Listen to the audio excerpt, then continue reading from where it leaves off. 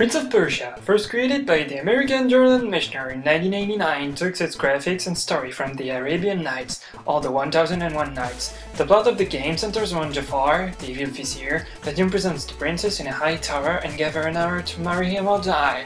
The princess chooses to wait an hour, but hey, the guy that loves her and that is supposed to save her is rotting in a dungeon because of Jafar.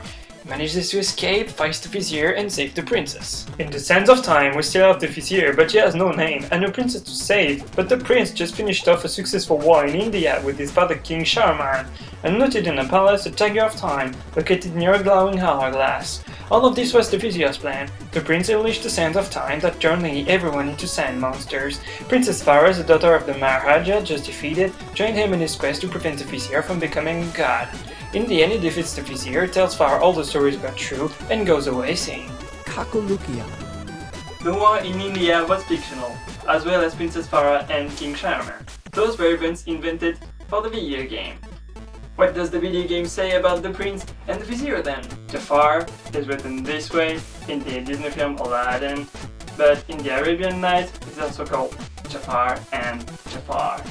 Jafar is more of an adventurer and a detective than an evil vizier. This is only in Prince of Persia and in the Disney movie that he is considered as an evil sorcerer or an evil vizier. Now the prince. The prince is a general name. We have three princes, all sons of the Sultan of the Indies. Prince Ali, Prince Hussein, and Prince Ahmed. Prince Ali has a perspective glass that can see for hundreds of miles. Prince Ahmed has a tent that can expand and shelter an army and also fit it in his pocket. He also has an apple that cures any disease if the sick person smells it. He is also the one that rescues a princess, a genie called Peribanu. Finally, Prince Hussein is the one with the magic carpet. We are far from the Disney film Aladdin. Prince Ali is not Aladdin. They are two genies in the 1001 Nights, one with a magic ring and another one with a magical lamp that is more powerful. And the villain is a sorcerer, but is not Jafar. The genie of the lamp constructs a palace, not like in the Disney film Aladdin.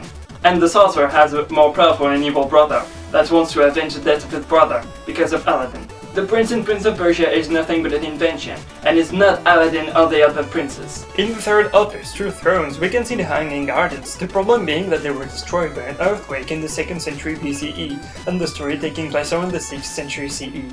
Another historical problem is that the prince being in the Tower of Babel, which is a biblical monument that doesn't exist. Let us not forget the Dahāka in Warrior Within, his true name being Zahak.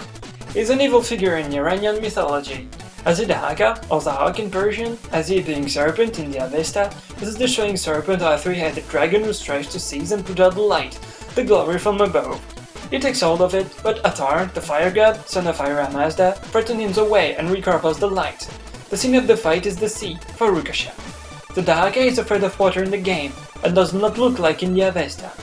Ubisoft has borrowed the name from the Iranian mythology and its evil properties. That is to say, go back in time where you belong, Azdahāga, in the Persian mythology.